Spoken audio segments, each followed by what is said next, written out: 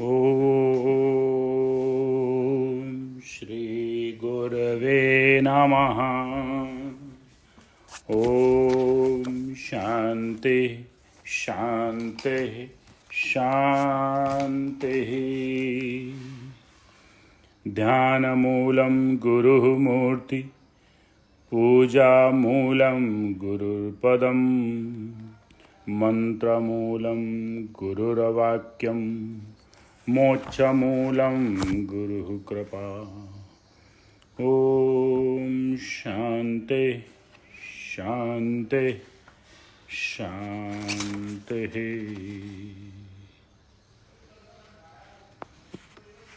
प्रणाम भगवान।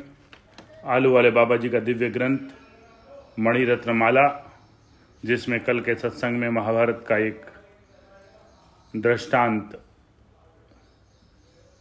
मछलियों वाला दिया, जिसमें एक दीर्घ दृष्टि, दूसरी समायोजित मति और तीसरी दीर्घ सूत्री से समझाया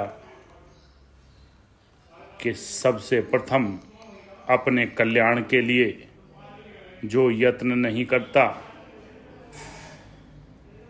जो अपने कल्याण के लिए नहीं विचारता, जो अपनी हानि लाभ नहीं समझता,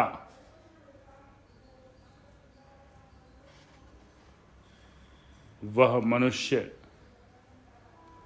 जन्म रूपी रत्न को व्यर्थ खोकर दुख ही उठाता रहता है। अब उसी में आगे लेते हैं। आयुष भर में मरने का समय बहुत कीमती है। जिसने उस समय को संभाल लिया, उसने आयुष को संभाल लिया, क्योंकि मरते समय जो भाव दृढ़ होता है उसका ही फल होता है। मरने का समय आयुष भर की परीक्षा रूप है। परीक्षा में उत्तीर्ण होने का आधार पूर्व किए हुए अभ्यास पर है। जिसने पूर्व अभ्यास से दृढ़ कर लिया है वह ही उत्तीर्ण है।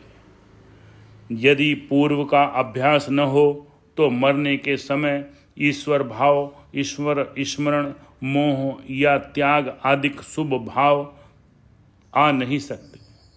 आयु का कोई प्रमाण नहीं है। अमुक मनुष्य की अमुक आयु है, यह निश्चय रूप से मालूम नहीं होता।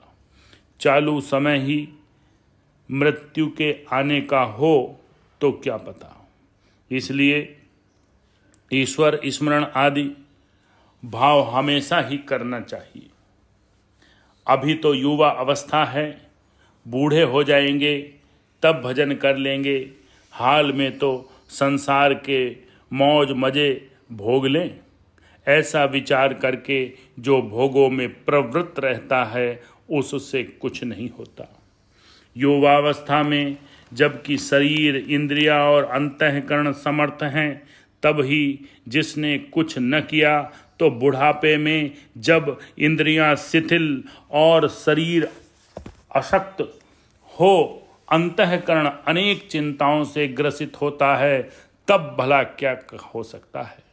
इसलिए मृत्यु के समय में करने के कार्य को प्रथम कर लेना चाहिए। सुख को देने वाले, मृत्यु को नाश करने वाले परमात्मा का चिंतन मन, वाणी और शरीर से करना चाहिए। सुख को देने वाला और मृत्यु का नाश करने वाला ईश्वर के सिवाय और कोई नहीं है। माता पिता स्नेह ही आदिक व्यवहारिक सुख देने वाले कहे जाते हैं, परंतु वे संपूर्ण सुखदाता नहीं हैं।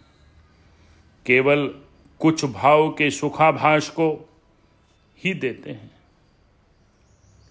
वह सुखाभास भी दुख रहित नहीं है और मृत्यु के सामने तो किसी प्रकार का बचाव करने में कोई समर्थ नहीं होता।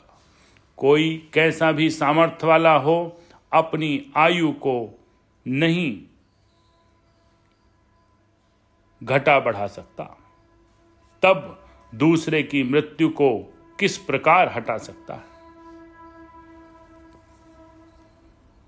अर्थात जो परम पुरुषार्थ है, जो अपने स्वरूप को जानने का कार्य है, उसका श्रवण मनन निधिध्यासन है,